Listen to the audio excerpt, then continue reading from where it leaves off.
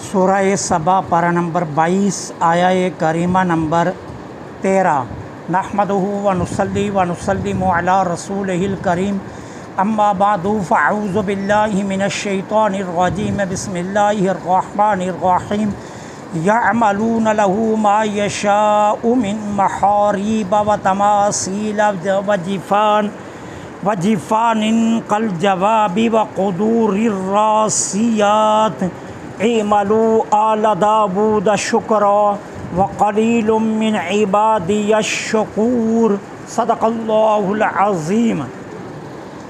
یعملون بنا دیتے تھے لہو سلیمان کے لیے، ما یشاء جو کچھ سلیمان چاہتے تھے، من محاریبہ قلعے، و تماثیلا اور مجسمے، و جفان کالجوابی اور غوزوں کے برابر ٹپ، و قدور الراسیات اور چلوں پر جمی ہوئی دیگیں۔ اعملوا آل داود شکرا، اے آل داود تم اللہ کا شکر ادا کرنے کے لیے اچھے اعمال کرو، وقلیل من عبادی الشکور اور میرے بندوں سے بہت تھوڑے ہیں جو شکر ادا کرتے ہیں۔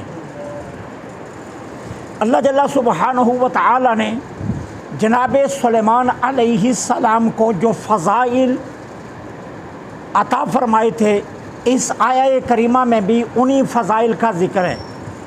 اب ان فضائل میں ایک فضیلت یہ ہے کہ جناب سلیمان علیہ السلام جنوں کو حکم فرماتے اور جو چاہتے جنات وہی تعمیر کر دیتے تھے۔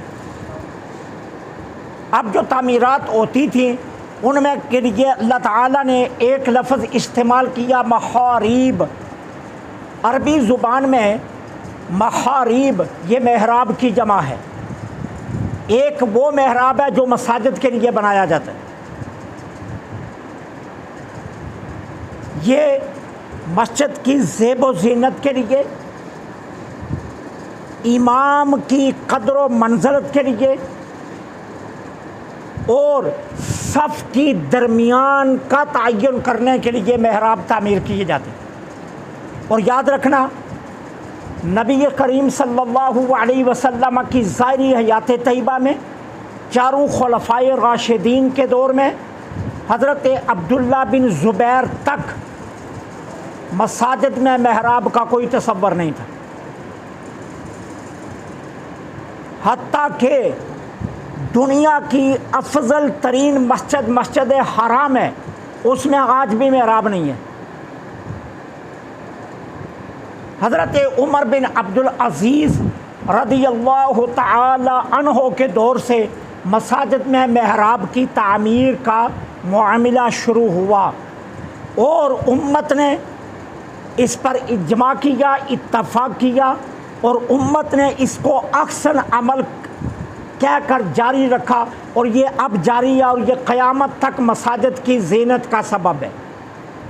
یہاں جس قرآن کریم میں جن محاریب کا استعمال ہوا ہے، اس سے مرادیں بلند اور حسین عمارتیں، بلند اور خوبصورت عمارات۔ جناب سلیمان جنات کو حکم دیتے اور وہ بڑے بڑے خوبصورت قلعے اور بڑی بڑی خوبصورت عمارات جناب سلیمان کے حکم سے تعمیر کر دیتے۔ اور اس کے بعد ہے تماثیل، مجسمے۔ محدثین اور مفسرین کرام نے کہا وہ پتل کے مجسمے تھے، اور بعض نے کہا وہ مٹی اور شیشے کے مجسمے تھے۔ اور یاد رکھنا، اسلام میں مجسمہ بنانا جائز نہیں ہے، نہ بنانا جائز ہے نہ رکھنا جائز ہے۔ یہ جو ہم گھروں میں جانوروں کے مجسمے لا کر رکھ لیتے ہیں نا، یہ ناجائز ہے۔ اسلام میں مجسمے بنانا بھی ناجائز ہے، مجسمے رکھنا بھی ناجائز ہے، یہ دونوں صورتیں جائز نہیں ہیں۔ جناب سلیمان علیہ السلام کی شریعت میں یہ جائز تھے۔ اور جناب سلیمان ان سے جنات سے پتل کے، مٹی کے اور شیشے کے مجسمے بنواتے تھے اور وہ جنات جناب سلیمان کے حکم سے یہ مجسمے بنا دیتے تھے۔ تماثیل کا ایک معنی مجسمہ ہے اور تماثیل کا ایک معنی تصویر بھی ہے، ٹھیک ہے، کہ تصاویر بنواتے تھے جناب سلیمان علیہ السلام ان سے۔ اور اس کے آگے فرمایا وَجِفَانٍ كَالْجِوَابِ، جفان یہ جفنت ان کی جمع ہے، اور الجواب یہ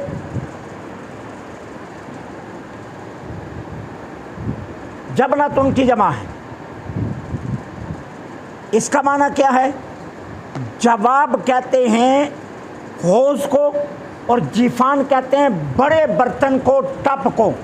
جناب سلیمان جنات سے بڑے بڑے ٹپ جو حوضوں کی طرح ہوتے ہیں وہ بنواتے ہیں، جس طرح حوض ہوتا ہے نا گولائی میں اور اس کے اندر پانی جمع ہوتا ہے، اس طرح جناب سلیمان پتل کے ٹپ جنات سے بنواتے تھے۔ اب سوال یہ ہے کہ پتل کے ٹپ کس لیے بنواتے تھے؟ جناب سلیمان علیہ السلام کی فوج بہت بڑی فوج تھی، لہٰذا فوج کو کھانا دینے کے لیے پتل کے ٹپ بنوائے تھے جنات سے۔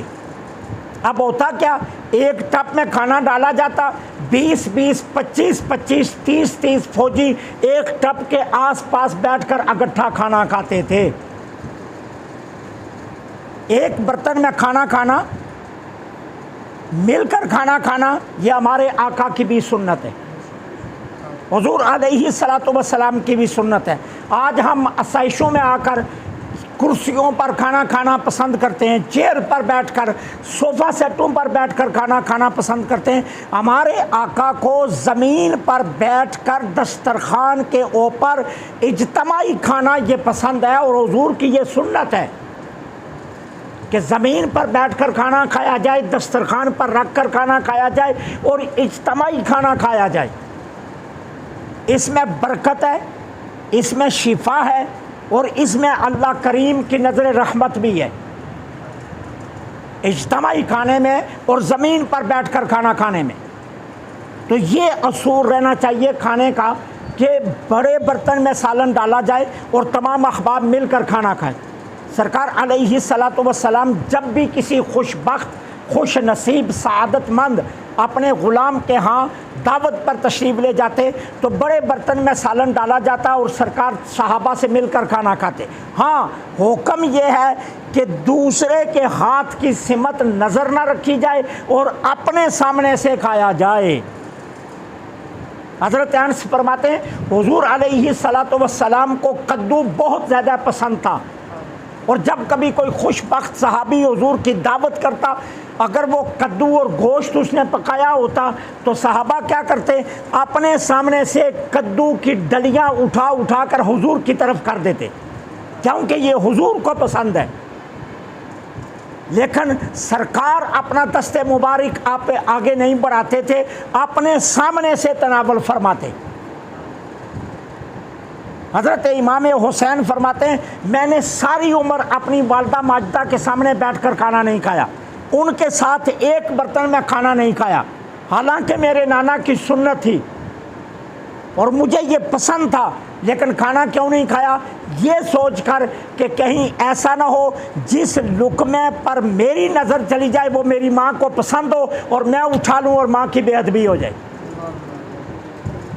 یہ سوچ کر میں نے اپنی اماں کے ساتھ کھانا نہیں کھایا کہ کہیں ماں کا پسندیدہ لقمہ میں نہ اٹھا لوں۔ تو بڑے برتن میں بیٹھ کر اجتماعی طور پر گھر میں دسترخوان لگا کر نیچے بیٹھ کر کھانا کھانا یہ سنت ہے۔ تو جناب سلیمان علیہ السلام تب حوض کی مثل بنواتے تھے پتل کے، تاکہ فوج کو کھانا دینے میں آسانی رہے۔ وقدور الراسیات، قدور یہ قدر کی جمع ہے، اور قدر کل بھی میں نے آپ کو بتایا تھا عربی زبان میں ہنڈیا کو کہتے ہیں، ہنڈیا کو یا بڑی دیگ کو۔ راسیات کا مطلب ہوتا ہے وہ چیز جو کسی چیز پر لگی ہو یا جمی ہو۔ مطلب کیا ہے، ہم نے داؤد کو اتنا رزق دیا تھا کہ داؤد کی دیگیں ہر وقت چولہوں پر جمی رہتی تھی، ہر وقت کھانا پکتا رہتا تھا اور وہ جلوں سے دیگیں نیچے اترتی نہیں تھی۔ اب اللہ تعالیٰ نے نعمتوں کا ذکر کرنے کے بعد کیا فرمایا؟ اعملوا آل داؤد شکرا، اے آل داؤد میری نعمتوں کا شکر ادا کرنے کے لیے اچھے اعمال کرو، اچھے اعمال کرو، ٹھیک ہے نا۔ نعمت کا شکر واجب ہے، یہ یاد رکھنا۔ نعمت کا شکر کیا ہے؟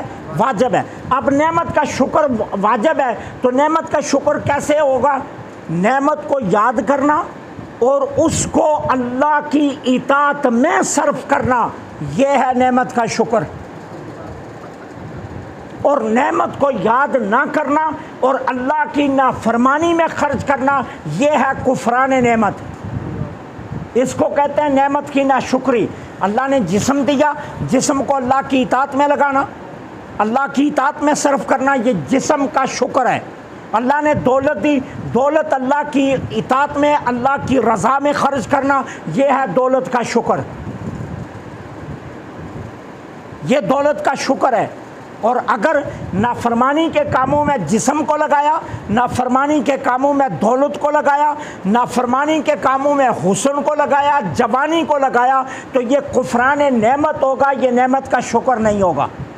اور اللہ حکم یہ دیتا ہے کہ نعمت کا شکر ادا کرو۔ اور یاد رکھنا شکر صرف زبان سے نہیں ہے، اعملوا عمل کے ذریعے شکر ادا کرو۔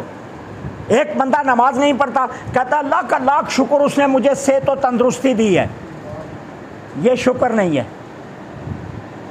دولت بینک میں جا رہی ہے، دولت گھر میں جمع ہو رہی ہے، دولت بنگلے خریدنے میں لگ رہی ہے، دولت گاڑیاں جمع کرنے میں لگ رہی ہے، دولت کاروبار کی وسعت میں لگ رہی ہے، دولت سمیٹی جا رہی ہے، دولت سے جائیدادیں بنائی جا رہی ہیں، اور کہتا ہے اللہ کا مجھ پر بڑا شکر ہے، تو یہ شکر نہیں ہے۔ میں اسی لیے بار بار کہتا ہوں، بنگلے بنا کر ھذا من فضل ربی لکھنے والے سب سے بڑے رب کے دشمن ہیں، سب سے بڑے رب کے دشمن ہیں۔ یارو ایک مکان رہنے کے لیے کافی ہے، 10 مکان کیوں خرید رہے ہو؟ ایک گاڑی سفر کے لیے کافی ہے، 4 گاڑیاں کیوں رکھ رہے ہو؟ شان سمجھتے ہیں، باپ بیٹے کی گاڑی میں نہیں بیٹھ رہا، بیٹا باپ کی گاڑی میں نہیں بیٹھ رہا، اور اسی گلی میں غریب دوائی کے لیے مر رہا ہے، کوئی پوچھنے والا نہیں ہے۔ جوان بچی اپنی جوانی گوا رہی ہے کیونکہ باپ کے پاس اٹھانے کے لیے پیسے نہیں ہیں، وہ کسی کو پرواہ نہیں ہے۔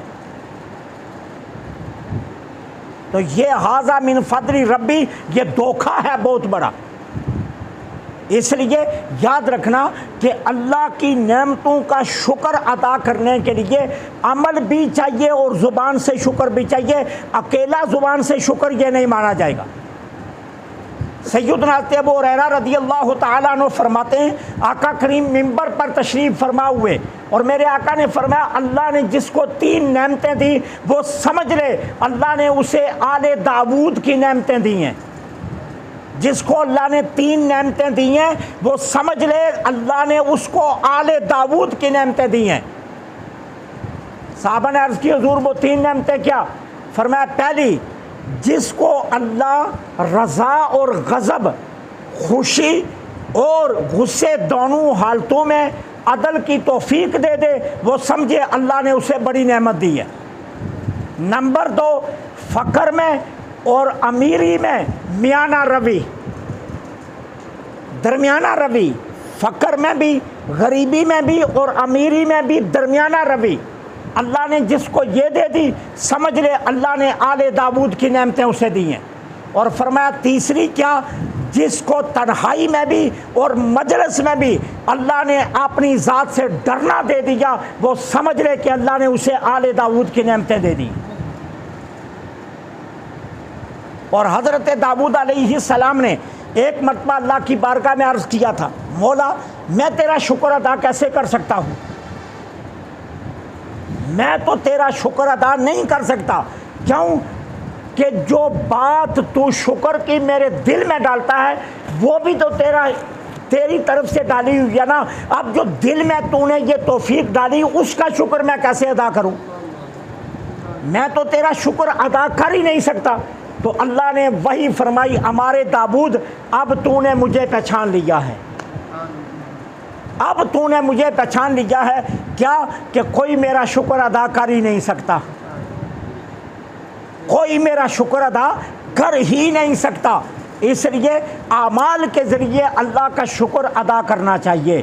اعملوا آل داؤد شکرا۔ اور پھر اللہ نے فرمایا وَقَلِيلٌ مِّنْ عِبَادِيَ الشَّكُورُ، کتنے افسوس کی بات ہے، بہت کم میرے بندے ہیں جو میرا شکر ادا کرتے ہیں، بہت تھوڑے سے ہیں۔